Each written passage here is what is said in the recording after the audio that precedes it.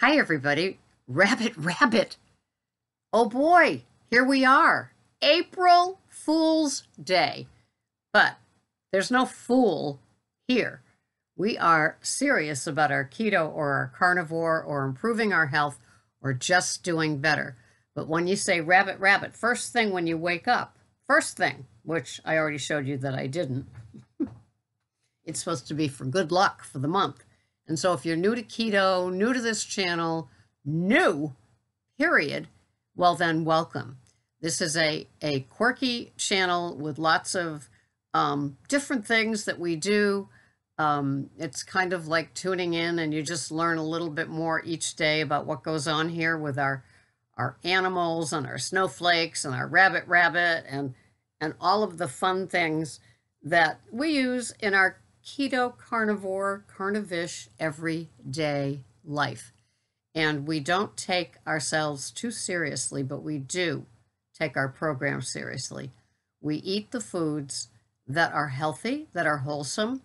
Each bite, each sip has something to do with nutrition, with good things for our body. We do not use the things that we used to use in our standard American diet just to get through the crutches and the it's okay and the 0 calories, 0 carb, those sort of things like artificial sweeteners and diet sodas and other things that just make it more or less miserable, as it were. But yeah, there's a lot to learn if you're doing it. If you're doing it the way that somebody else does it, it might not be here. This is kind of like the no BS zone, right, Lisa?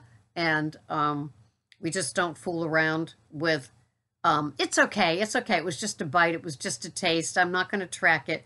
We don't do that. We've already done that. That's why we ended up being overweight or being unhealthy. We've already done that. Push it aside.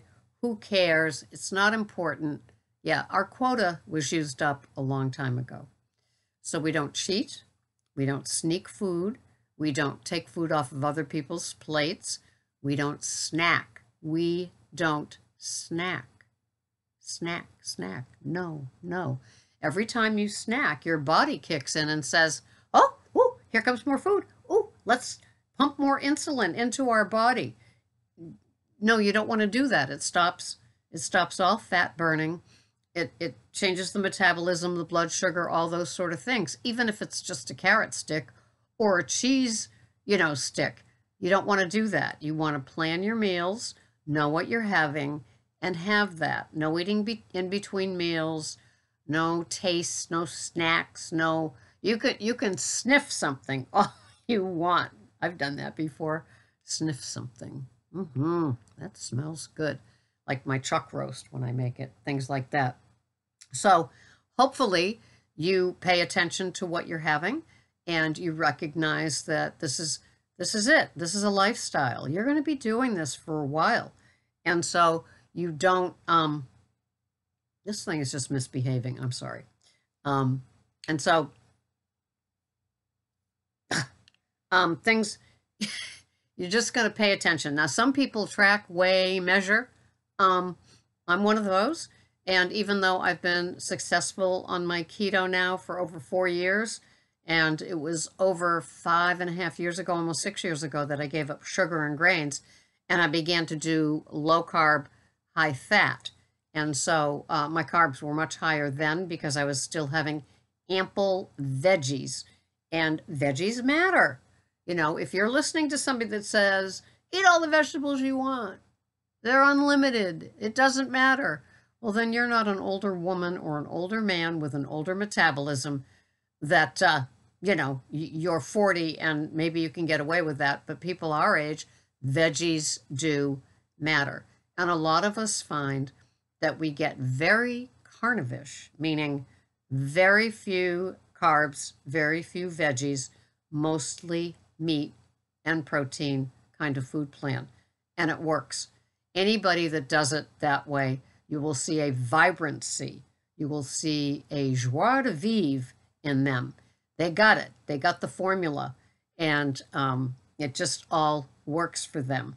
And they probably got there the same way that I did and others do that you hear about. You know, you just begin tweaking your program, slowly giving up things, slowly giving up better bad choices, slowly giving up the crutch of a diet soda 4 times a day, slowly giving up artificial sweeteners. I still have Zyla in my coffee. It's an alternative sugar, not an artificial sweetener. It comes from birch trees. And I don't know how they get that, but they do. And so as we, really distracting to me, as we do this, we get better and better. And I know for me, with certain better bad choices and crutches, that I did it until I didn't. And, you know, I was 3 meals a day, then I was 2 meals a day, I was bulletproof coffee, then I just kind of gave it up. Now I just put 1 tablespoon of heavy cream, none of the oils that I used to put in. I've got 2 jugs of brain octane from Bulletproof. They're like $50 a bottle, but I'm not using them now. I have a very simple food plan. I consider myself still intermittent fasting when I have my cups of coffee with my heavy cream in it throughout the day. I just do. Now today I woke up at 2 a.m. with 7 solid hours of sleep. It's like, bam, went to sleep just like that. Bam, woke up just like that. And when I looked at the clock and 7 hours had passed, it's like, wow. So I got up extra earlier than I usually do, but that makes me just that much more productive. Rabbit. You're right. And so I put my food in my chronometer. I weigh and measure it most every day. When I make something like my keto pizza or my, my leftover stew, I've got the recipe in my chronometer, but it might have more or less of something. And it just is what it is. Last time I weighed in March was 122.2, and the month before that was 122. I weigh once a month, so I am not a slave to that scale. The once a month really clears out my head. It really just does. So most every day, if you look at my OMAD that I post most every day, you'll see I have 8 to 10 ounces of protein, a very small salad with baby butter lettuce from Olivia's when available. And it has been lately, so I've been very lucky. And then I have 2 softly fried jumbo Pete and Jerry eggs. That's it. It's the same thing most every day. The only thing that changes is I go from a filet to chuck roast to a Delmonico to a porterhouse, that sort of thing. If I have a pork chop maybe once a month or something when Whole Foods has their pork sale. And yeah, it's just a really pretty simple and easy lifestyle. And I know there's not a lot of fat in the tenderloin steaks. It's just a switch up. So that's in fact what I'm having today. So let me show you my macros for the day. Not that I pay attention. I view them. I look at them. That's nice, but it's not like I am adjusting my foods to get to that perfect zone. No, I eat what I'm going to eat. And oh, it just happens to have those macros. Do you see the difference? Yeah. Okay. So that's funny. My calories are 1,220, like my weight, 122. I think that's funny. So my calories are 1,220. My protein is 97.2. My carbs total, never net, are 2.6, just a wee little salad. And my fats are 92.5. Pretty simple. Good protein, good fat. I try to match up my fats and proteins. And I started doing that a while back, and it has worked for me. I've never looked back. The scale stays the same. My energy level is through the roof. I'm 68, and I love it. Somebody said have a gram of protein and a gram of fat for the ideal weight that you want to be. when other people talk about that lean body mass and what that means and 0.02 and multiply it by, and it's like, oops, head back, mouth open, right, June? So when somebody does it that way, they just lose me. So I keep my protein and fats, as I say, they end up equal. I'm not trying to do it. It just happens that way, which is great.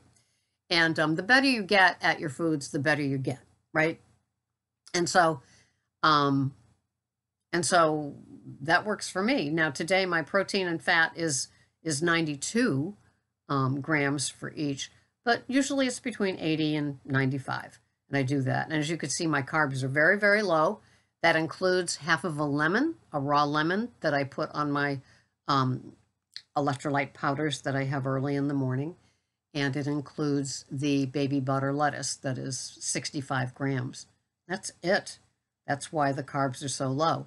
I feel for older metabolisms, like mine, like maybe yours, higher protein and higher fat work. Carbs have to stay low. You know, I call it under 20 total, but if I had 20 total carbs, first of all, I'd be bloated and feel like I overate. I am just used to this small amount of veg. You know, I'm almost carnivore, right? And so Carnivish works for me. It just does. So rabbit, all of you. Isn't that great? Don't you love being a rabbit? Don't you love having good luck for the whole month? April, it's such a good month to pull it together, right? It's not hot yet, but it's warm enough to do outside activities probably. So you can walk, you can just get stuff done. You can get your solar noon sun, as Mike from OMAD gets it. A little sunshine never hurt anybody. And life just works. That's how I like it. So thank you so much for watching. I will see you the next time with my hair perfectly in place. This is just getting to me. Have a wonderful day. And you can always contribute to my PayPal. That is always very much appreciated. I have mugs for sale. You can inquire about that. I offer keto coaching. You can inquire about that. My email address is below. You can ask about all those sort of things. And I hope you have a marvelous day, however you do your keto or your carnivore, just as long as it works for you and you're happy and you're content and you're satiated. Thank you so much for watching. This has been Sarah, Pros of Wisdom and Food with Keto. I say under 20, but as you can see, it's well under 5 total. Thanks for watching. Bye-bye for now.